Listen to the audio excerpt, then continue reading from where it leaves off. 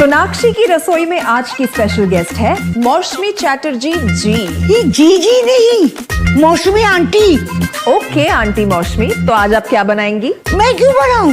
मैं तो गेस्ट हूँ, आप बनाओ, हम खाएंगे। एक्टिंग में तो हिट हो, अब खाना बनाओ सुपर हिट। ठाट से बनाऊंगी खाना, है ना द बेस्ट एवरीडे मसाला।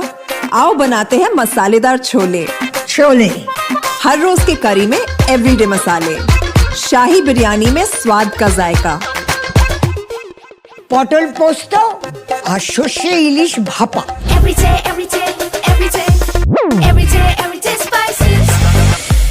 साफ मसाले, खुशबू और प्योर झांझ, टेस्ट से भर दे हर जुबान पे स्वाद।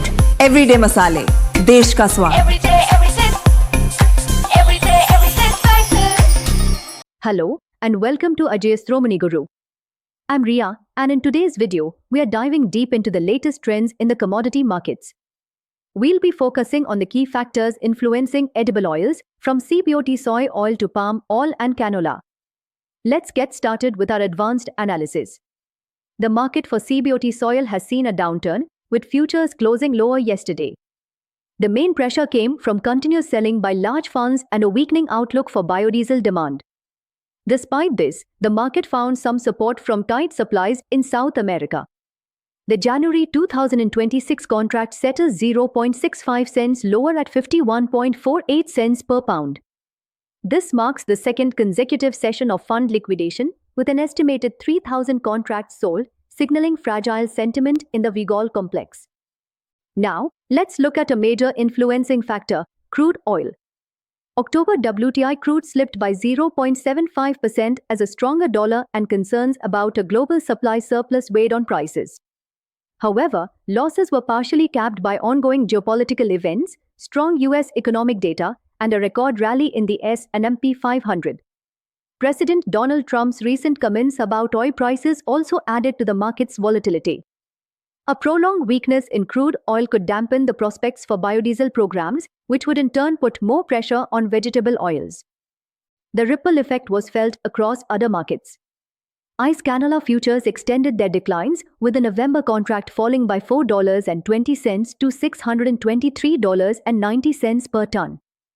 Rapid harvest progress in Western Canada and strong yields, where rains were timely, kept a bearish sentiment. In contrast, Euronext rapeseed firmed slightly, supported by strength in the broader European Vigol market.